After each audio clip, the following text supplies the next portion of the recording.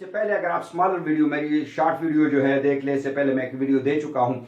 उस वीडियो में मैं आपको बता चुका हूँ कि ये इलेक्ट्रोनेगेटिविटी बेसिकली किस तरह जो है एक simple example set of four के एग्जांपल से मैंने साबित किया, उसको देखिए। उसमें से उसके बाद मैं बता दूं कि ये तो हमारे पास डिफिनीशन है, it is the ability of an atom in a covalent bond to attract the bonding and share pair of electron. ये सर जस्ट फॉर मेमोरी, यानी आपको रिमाइंड करवा रहा हूं। इसके बाद मैंने कहा कि इट डिटरमिन्स द पोलैरिटी। पहले हम ये डिस्कस करेंगे, लेकिन इससे पहले इसको डिटरमिन्स द पोलैरिटी को हम किस तरह कहते हैं। मसलन ये मेरे पास है हाइड्रोजन और ये मेरे पास है क्लोरीन, इनके दरमियान जो ये इलेक्ट्रॉन क्लाउड, इसको हम कहते हैं, this one is now known as in this class, यहां पर हम इसको हम कहेंगे इलेक्ट्रॉन क्लाउड। ये इलेक्ट्रॉन क्लाउड कहलाता है। अब ये इलेक्ट्रॉन क्लाउड जो है इसको हम जो है किस तरह कर सके। मसलन इससे पहले मैं एक सिंपल एग्जांपल, और ये जो है हाइड्रोजन और हाइड्रोजन, इसकी इलेक्ट्रोनेगेटिविटी 2.1, इसकी इलेक्ट्रोनेगेटिविटी 2.1, यानी इसका मतलब ये है कि यहां पर ये इलेक्ट्रॉन क्लाउड जो है वो इक्वली डिस्ट्रीब्यूट होगा, यहां ये अनइक्वली डिस्ट्रीब्यूट। कैसे? एग्जांपल देख लें।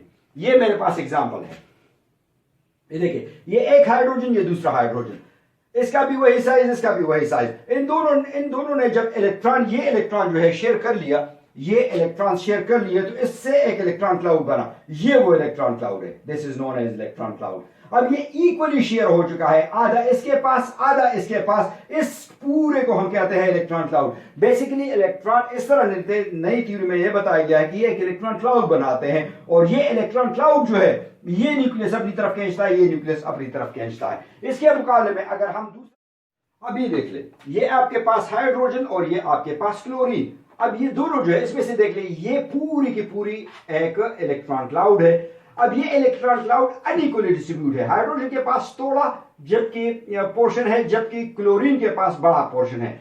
इस बड़े पोर्शन की वजह से इस पर जो है नेगेटिव चार्ज आता है। वो क्यों? क्योंकि यहां पर जो इलेक्ट्रॉन शेयर्ड है, ये देख ले, ये इलेक्ट्रॉन शेयर्ड, ये तो इसका अपना इलेक्ट्रॉन है, लेकिन ये इलेक्ट्रॉन इसको अपनी तरफ खींच लेता है। ये वाला इलेक्ट्रॉन जो है इसको ये अपनी तरफ खींच लेता है, तो जैसे खींच लेता है, इस एक्स्ट्रा इलेक्ट्रॉन की वजह से इस पर नेगेटिव चार्ज आ जाता है, और इसको हम पार्शियल कहते हैं। पार्शियल इसलिए कहते हैं, ये पूरा इसने नहीं खींचा, आधा इसने खींच लिया है या ज्यादा खींच लिया है, लेकिन इसका कुछ हिस्सा भी हाइड्रोजन के पास है, इसलिए इस पर हम पार्शियल पॉजिटिव चार्ज लिख लेते हैं। तो देख ले, इसमें से इस पर पार्शियल पॉजिटिव चार्ज आता है, इस पर पार्शियल नेगेटिव चार्ज आता है। ये unequal distribution of electron cloud है, इसको हम कहते हैं unequal distribution of electron cloud. अब इस unequal distribution of electron cloud से हमें ये अंदाजा हो गया कि यहां पर ये बॉन्ड जो है, this bond will be polar, ये बॉन्ड पोलर कहलाएगा। अब ये बॉन्ड पोलर कहलाएगा, इसकी पोलैरिटी जनरली हम इससे डिस्क्राइब करते हैं। इसके बाद इसकी एग्जैक्ट पोलैरिटी जो हमें मिलती है, यानी पोलैरिटी जो एग्जैक्ट शक्ल हमें मिलती है, वो हमें डायपोल मोमेंट से मिलती है। वो अगले वीडियो में जाके मैं आपको कंप्लीटली डिस्क्राइब कर दूंगा। लेकिन जनरली जब आप देखना चाहते हैं कि एक एलिमेंट जो है पोलर है, तो उसके ऊपर जो है इलेक्ट्रोनेगेटिविटी डिफरेंस देख ले। अगर इलेक्ट्रोनेगेटिविटी डिफरेंस आए इसमें से 3.0 2.1, so 3.0 minus 2.1 comes out to be 0.9, so it will be somewhat polar, क्योंकि अगर ये 0 से बढ़कर हो तो थोड़ा पोलर, फिर और ज्यादा हो तो और ज्यादा पोलर, फिर और अगर ये 2 से बढ़ जाए इलेक्ट्रोनेगेटिविटी डिफरेंस ये इट इज मोर देन 2, फिर ये बॉन्ड जो है, ये बॉन्ड आयनिक की तरफ लीड करता है। जिस तरह हम लिख सकते हैं, मसलन NaCl है मेरे पास, इसकी इलेक्ट्रोनेगेटिविटी 0.9, इसकी इलेक्ट्रोनेगेटिविटी 3.0, इसका इलेक्ट्रोनेगेटिविटी डिफरेंस जो आता है मेरे पास 3.0 माइनस 2.1, मेरे पास इसका जो आता है वो कितना आता है 0.9 से माइनस कर ले, सो 2.1 इसका इलेक्ट्रोनेगेटिविटी डिफरेंस आता है। ये 2.1 इलेक्ट्रोनेगेटिविटी डिफरेंस क्या शो कर रहा है, इसका मतलब ये 2 से ज्यादा है, इसका मतलब ये कि ये क्या होगा, ये मोस्टली आयनिक बॉन्ड की तरफ जो लीड करेगा, आयनिक बॉन्ड होगा। इससे कम होगा 1.7 से 1.9 तक तो वो हाईली कोवेलेंट होगा, 1.7 से कम होगा तो मॉडरेटली पोलर होगा, और अगर 1.7 से बहुत ज्यादा कम हो, यानी 0.9 से भी कम हो, 0.9 से, तब जाकर वो जो है स्लाइटली पोलर होगा।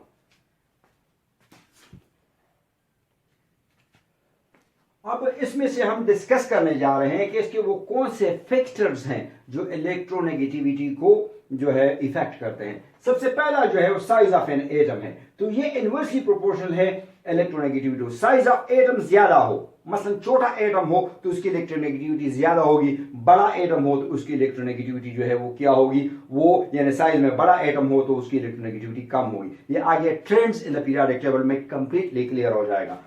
न्यूक्लियर चार्ज जो है, अगर एक एटम पर उसके न्यूक्लियस में ज्यादा प्रोटॉन है और उसका न्यूक्लियर चार्ज ज्यादा है तो वो जो है उसकी इलेक्ट्रोनेगेटिविटी ज्यादा होगी, और अगर उसका न्यूक्लियर चार्ज कम है तो इसकी इलेक्ट्रोनेगेटिविटी कम होगी। मसलन अगर हम कह देते हैं मसलन हाइड्रोजन और क्लोरीन में हमने कहा इसका न्यूक्लियर चार्ज ज्यादा है तो इसकी इलेक्ट्रोनेगेटिविटी ज्यादा है, और इसकी न्यूक्लियर चार्ज क्योंकि इसके न्यूक्लियस में सिर्फ एक प्रोटॉन है और इसकी न्यूक्लियस में 17 प्रोटॉन है, तो इसका न्यूक्लियर चार्ज ज्यादा है, इसका न्यूक्लियर चार्ज कम है। तो इवन अगर इसका साइज थोड़ा सा बड़ा भी है, ये देखिए इसका साइज बड़ा होगा और इसका साइज छोटा होगा, लेकिन इसके बावजूद यहां पर न्यूक्लियर चार्ज जो है वो साइज को फिर ओवरकम कर लेता है। जब न्यूक्लियर चार्ज बढ़ जाता है तो बाकी सारी चीजें जो है वो कम पड़ जाती हैं, खत्म हो जाती है, ओवर कम हो जाती है। इसलिए अगर साइज बड़ा भी है लेकिन अगर उसका न्यूक्लियर चार्ज बहुत ज्यादा है तो उसकी इलेक्ट्रोनेगेटिविटी ज्यादा होगी, और अगर साइज का कम भी है लेकिन अगर उसका न्यूक्लियर चार्ज जो है वो कम है तो इसकी इलेक्ट्रोनेगेटिविटी क्या होगी, वो कम होगी। इस तरह नंबर ऑफ शेल्स, अगर मसलन ये मेरे पास एक नंबर ऑफ शेल्स के लिए अगर मैं लेना चाहूं, देखे हाइड्रोजन जो है, लिथियम जो है, लिथियम के गिर्द 1 2 है, सोडियम के गिर्द जो है अगर मैं देख लूं इसके जो है इसमें से 2, इसमें से 1 इलेक्ट्रॉन, लिथियम जो है कुल 3 इलेक्ट्रॉन इसमें से होते हैं, इसमें से 11 इलेक्ट्रॉन होते हैं, इसमें से 3 शेल हैं। ये देखिए इसमें से 3 शेल है, इसमें से 2, इसमें से 8 और इसमें से 1। इसी तरह पोटाशियम का अगर मैं देख लूं, इसमें से पोटाशियम का जो है के, तो इसमें से ये 1 शेल, ये दूसरा शेल, ये तीसरा शेल और ये चौथा शेल, तो इसमें से 2 इलेक्ट्रॉन, इसमें से 8, इसमें से 8 और इसमें से 1। अब देख लें नंबर ऑफ शेल्स जितने इंक्रीज होते हैं उसकी इलेक्ट्रोनेगेटिविटी जो है उतनी डिक्रीज होगी। क्यों? क्योंकि साइज जो है वो बढ़ता है, साइज बढ़ता है। अब साइज बहुत ज्यादा, नंबर ऑफ शेल बढ़ जाते हैं तो फिर ये चीज न्यूक्लियर चार्ज को ओवरकम कर लेती है, न्यूक्लियर चार्ज जो है वो कम हो जाती है, और इसी तरह साइज में बहुत बड़ा आ जाता है तो वो न्यूक्लियर चार्ज को ओवरकम कर लेता है, और अगर न्यूक्लियर चार्ज बहुत ज्यादा बड़ा हो जाता है सेम साइज के एटम्स में से, मसलन आगे पीरियड में अभी मैं आपको क्लियर करवा देता हूं, जब ये पीरियड में ट्रेंड होता है और इसका उसमें से ग्रुप में ट्रेंड होता है तो उसमें क्लियर हो जाएगी बात। तो ये शेल नंबर ऑफ शेल्स जो है इसमें से कम है 2, इसकी इलेक्ट्रोनेगेटिविटी ज्यादा, इसकी इलेक्ट्रोनेगेटिविटी 1 होगी, सोडियम की इलेक्ट्रोनेगेटिविटी 9 होगी, इसकी 0.9, इसकी इलेक्ट्रोनेगेटिविटी 0.8, मींस की नंबर ऑफ शेल इंक्रीज होते जाते हैं तो इलेक्ट्रोनेगेटिविटी क्या हो, डिक्रीज, क्योंकि न्यूक्लियर जो आउटर मोस्ट इलेक्ट्रॉन है वो इस मेन न्यूक्लियस से दूर होता जाता है, तो इस वजह से अगर जब यहाँ पर इसके बाहर जो इलेक्ट्रॉन है जो वो इसको अट्रैक्ट करेगा, इसका मतलब है कि फासला बहुत ज्यादा हो जाएगा, इलेक्ट्रॉन को अट्रैक्ट करना यानी शेयर पेयर ऑफ इलेक्ट्रॉन को अट्रैक्ट करना उसके लिए मुश्किल हो जाएगा, इतना ज्यादा ताकत इसके पास नहीं, उसका पावर इतना ज्यादा नहीं होगा, इसलिए इसकी इलेक्ट्रोनेगेटिविटी कम होगी। शील्डिंग इफेक्ट बिल्कुल यही चीज है। देखिए ये 2 इलेक्ट्रॉन, ये एक इलेक्ट्रॉन जो है, ये 2 इलेक्ट्रॉन इसको न्यूक्लियस से शील्ड कर रहे हैं, यानी इसको छुपा रहे हैं, इसको जो है एक ढाल बना रहे हैं। अब यहां पर देखिए ये एक इलेक्ट्रॉन, ये दोनों शेल जो के इलेक्ट्रॉन जो है इस एक शेल को शील्ड कर रहे हैं, ये आउटर मोस्ट इलेक्ट्रॉन जो है ये तीनों शेल के इलेक्ट्रॉन्स को शील्ड कर रहे हैं, तो शील्डिंग इफेक्ट इसमें ज्यादा है, इसमें कम है, इसमें सबसे कम है। तो जिसमें शील्डिंग इफेक्ट ज्यादा है उसमें साइज बड़ा होगा, उसमें से जो है आउटर मोस्ट शेल इलेक्ट्रॉन जो है वो दूर होगा, इवन जब ये, इसीलिए जब ये न्यूक्लियस जो है जो शेयर पेयर ऑफ इलेक्ट्रॉन को अट्रैक्ट करेगा वो दूर होगा, इसलिए शील्डिंग इफेक्ट भी अगर ज्यादा हो तो इलेक्ट्रोनेगेटिविटी कम होगी। इलेक्ट्रॉन एफिनिटी, जब एक इलेक्ट्रॉन आउटर मोस्ट शेल से अंदर आता है, यहां से मैं एक इलेक्ट्रॉन अंदर करवा लेता हूं, यहां से मैं एक इलेक्ट्रॉन अंदर करवाता हूं, जब ये इलेक्ट्रॉन अंदर करवाता हूं और ये इलेक्ट्रॉन अंदर का इलेक्ट्रॉन जो साइज स्मॉल हो तो उसमें से जब आप इलेक्ट्रॉन जो है इनसाइड लेके आते हैं, क्योंकि एफिनिटी कहते हैं लव को, इन्फिनिटी कहते हैं लाइकनेस को, ये इलेक्ट्रॉन न्यूक्लियस इसको लाइक करता है, इसको क्लोज करता है अपने साथ, तो यहां पर ये ज्यादा एनर्जी रिलीज करेगा और यहां पर ये कम एनर्जी रिलीज करेगा। तो इसका मतलब ये हुआ कि इसकी इलेक्ट्रोनेगेटिविटी ज्यादा होगी, इसकी इलेक्ट्रोनेगेटिविटी कम होगी। सो इलेक्ट्रॉन एफिनिटी जिसकी ज्यादा होगी वो इलेक्ट्रोनेगेटिविटी भी उसकी ज्यादा होगी, इलेक्ट्रॉन एफिनिटी जिसकी कम होगी उसकी जो इलेक्ट्रोनेगेटिविटी है वो भी कम होगी।